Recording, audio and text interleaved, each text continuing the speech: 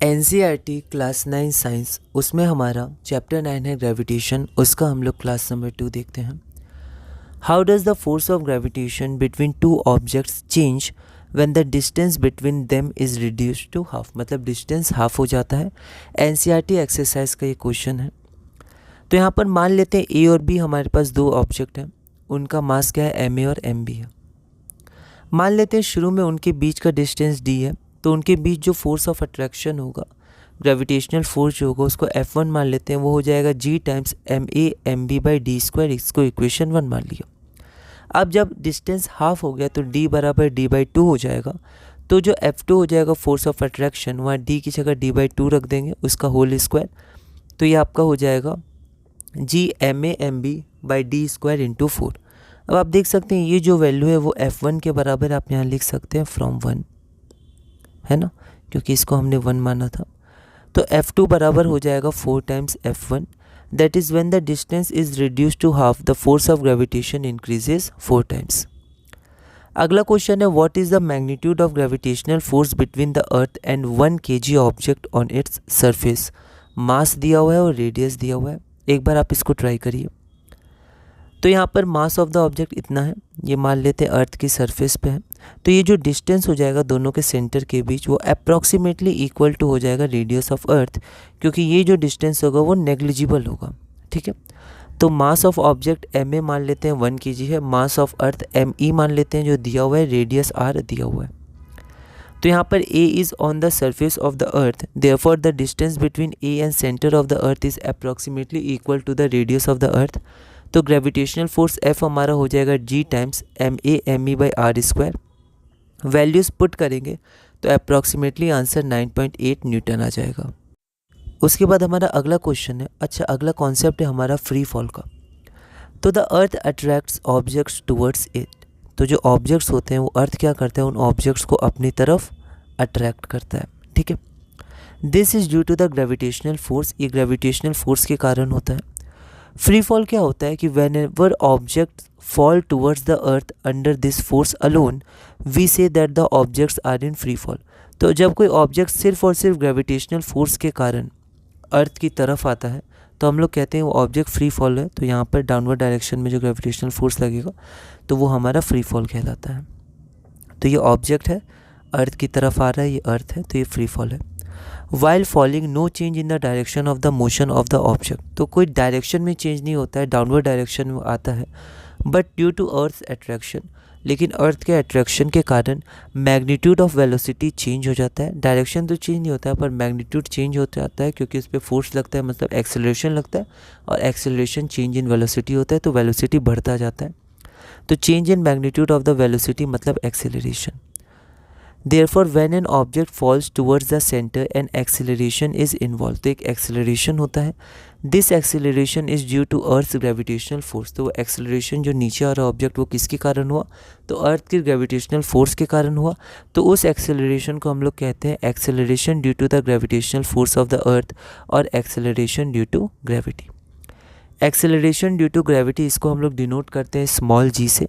इसकी SI unit होता है ms-2, सेम एज एक्सेलरेशन। ठीक है, the magnitude of gravitational force वो हमारा होता है mass into acceleration due to gravitational force.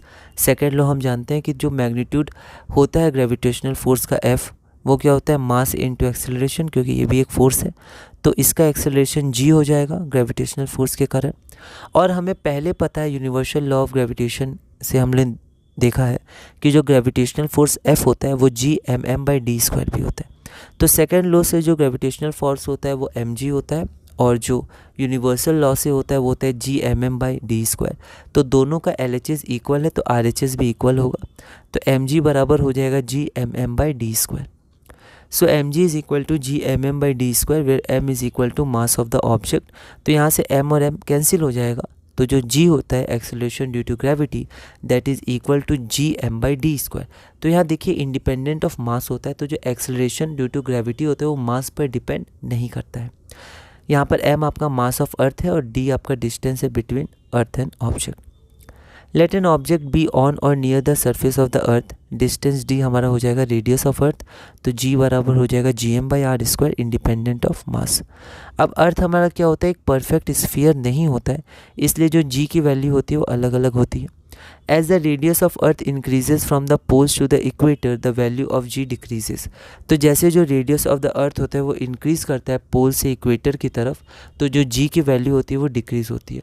तो रेडियस बढ़ेगा तो g क्या होगा, घटेगा, क्योंकि आप देख सकते हैं ये इन्वर्सली प्रोपोर्शनल है। तो रेडियस बढ़ता है तो g घटता है, तो पोल पे रेडियस कम होता है तो g ज़्यादा होता है, और इक्वेटर पे रेडियस ज़्यादा होता है तो g कम होता है। ठीक है, तो एक बार और देख लेते हैं। पोल्स पे हमारा जो रेडियस होता है वो कम होता है तो g की वैल्यू ज़्यादा होती है, और इक्वेटर पे T/R हो जाएगा इक्वेटर। तो इक्वेटर पे जो हमारा इक्वेटर पे r की वैल्यू ज़्यादा होती है तो g की वैल्यू कम हो जाएगी। For most calculations we can take g to be more or less constant on or near the earth, but for objects far from the earth the acceleration due to gravitational force is given by g/d²।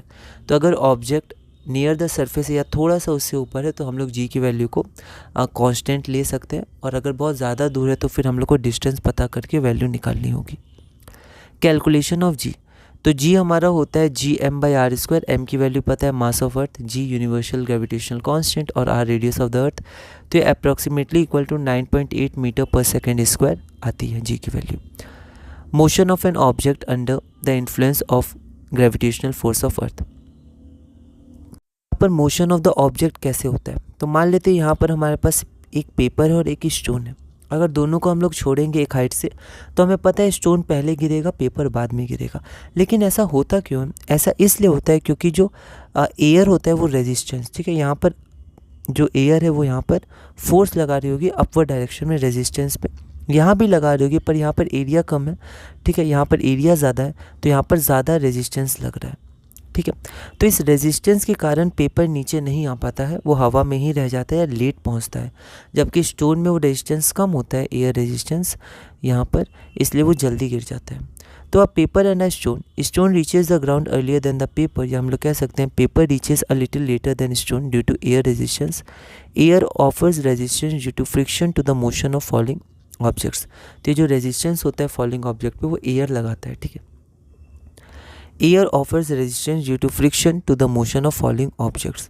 The resistance offered by air to the paper is more than the resistance offered to the stone.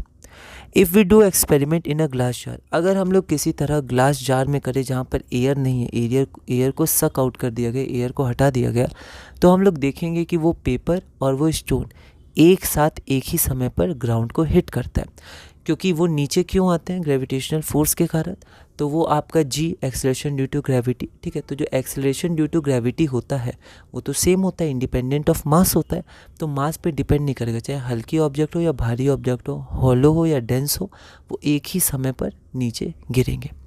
तो if we do the experiment in a glass jar from which air has been sucked out, the paper and the stone would fall at the same rate. ठीक है, अगला हम लोग देखते हैं the acceleration during free fall experience by an object is independent of its mass. तो जो acceleration होता है फ्री फॉल पे जो एक ऑब्जेक्ट एक्सपीरियंस करता है वो मास से इंडिपेंडेंट होता है। g बराबर होता है g कैपिटल M जो अर्थ का मास है जो कांस्टेंट है, डिवाइडेड बाय रेडियस ऑफ अर्थ का स्क्वायर जो कांस्टेंट है। तो जो एक्सेलरेशन ड्यू टू ग्रेविटी होता है वो इंडिपेंडेंट होता है मास से। All objects hollow or solid, big or small, will fall from a height at the same rate. Same rate पे वो फॉल करेंगे अगर हम लोग एयर रेजिस्टेंस को नेगलेक्ट करते हैं। As g is constant near the earth or all the equations for the uniformly accelerated motion of objects become valid with acceleration a replaced by g। तो जैसे हमने मोशन चैप्टर में ये पढ़ा था, एक्सेलरेशन कांस्टेंट एक्सेलरेशन के वक्त 3 equation of motion, उसमें हम लोग g भी लगा सकते हैं क्योंकि g भी एक्सेलरेशन है और वो कांस्टेंट है, तो a की जगह g पुट करके भी हम लोग लिख सकते हैं। पर हमें यहाँ प्लस माइनस का ध्यान रखना है। In applying these equations a is equal to positive. a positive कब होगा, जब a जो एक्सेलरेशन होगा वो डायरेक्शन ऑफ वेलोसिटी में होगा, that is in the direction of motion, और a हम लोग निगेटिव तब लेंगे जब a opposite to the direction of motion होगा, opposite to the direction of velocity है ना, ऑपोजिट द मोशन। तो यहाँ पर हम लोग कुछ क्वेश्चन देख लेते हैं NCERT in text question. 11th में आपको और अच्छे से इसके अच्छे कॉन्सेप्चुअल क्वेश्चन करने हैं, तो अभी से आप एक बेस बना के चलिए और ध्यान रखिए कि 11th में आप लोग को और अच्छे से इसको पढ़ना है, ठीक है। वरना अचानक 11 में जाइएगा तो थोड़ी दिक्कतें हो सकती हैं, इसलिए अभी से आप बेस मान के चलिए और धीरे धीरे थोड़ा मन को मनाते रहिए, बताते रहिए कि धीरे धीरे इसी में हमें आगे बढ़ना है, ठीक है। वरना अचानक आएगा तो 10 से 11 थोड़ा गैप होता है, पर अगर आप अभी से ध्यान देंगे तो कोई दिक्कत नहीं, धीरे धीरे आप आगे बढ़ते जाइएगा। A car falls from a ledge and drops to the ground in 0.5 second. जी की वैल्यू 10 मीटर पर सेकेंड स्क्वायर मान लेते हैं for simplifying the calculations. What is the speed on striking the ground, what is the average speed and how high is the ledge from the ground. एक बार आप try करिए। तो हमारे पास एक लेज है, यहाँ पर मान लेते हैं यहाँ से एक कार गिरती है नीचे, उसको टाइम लगता है 0.5 सेकेंड, तो 1/2 मान लेते हैं।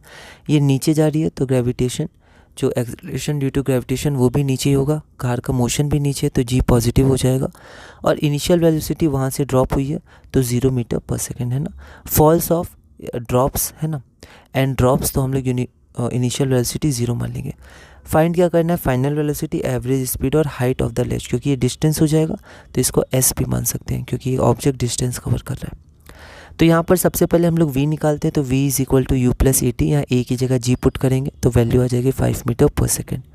उसके बाद हमारे पास स्पीड इतनी होगी। एवरेज स्पीड क्या होगा, तो अगर एक्सेलरेशन आपका कांस्टेंट है और आपको इनिशियल वेलोसिटी और फाइनल वेलोसिटी पता है तो एवरेज वेलोसिटी हो जाती है u प्लस v/2, पर एक्सेलरेशन कांस्टेंट होना चाहिए, यहाँ पर g कांस्टेंट है तो 2.5 मीटर पर सेकेंड, तो एवरेज स्पीड इतना हो गया। अब हमें s निकालना है, तो हम लोग s equal to ut plus half a t square, या a g है और डायरेक्शन ऑफ मोशन है तो प्लस इसको कैलकुलेट करेंगे तो 1.25 मीटर आ जाएगा। अगला क्वेश्चन हम लोग देखते हैं। An object is thrown vertically upwards and rises to a height of 10 metre. तो एक ऑब्जेक्ट को हम लोग वर्टिकली अपवर्ड्स फेंके तो वो 10 मीटर हाइट पर पहुंचा। Calculate the velocity with which the object was thrown upwards. Velocity हमें पता लगानी है जिससे जो ऑब्जेक्ट है वो ऊपर गया, मतलब initial velocity. The time taken by the object to reach the highest point, जो ऑब्जेक्ट को हाईएस्ट पॉइंट पे पहुंचने के लिए कितना टाइम लगा। NCERT in text solve question है।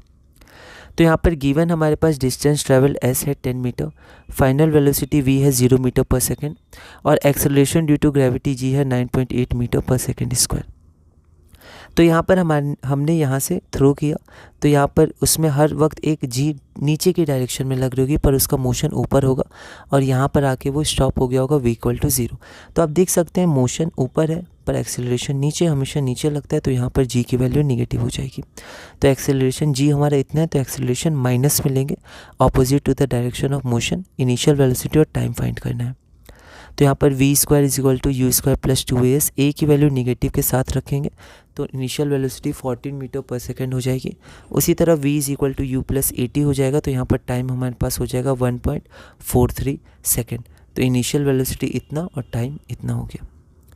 तो इसी के साथ हमने अपनी क्लास नंबर 2 पूरी की। क्लास नंबर 3 में हम लोग कुछ और क्वेश्चंस करेंगे और आगे के और कॉन्सेप्ट्स में आगे बढ़ेंगे और धीरे धीरे हम लोग आगे बढ़ेंगे।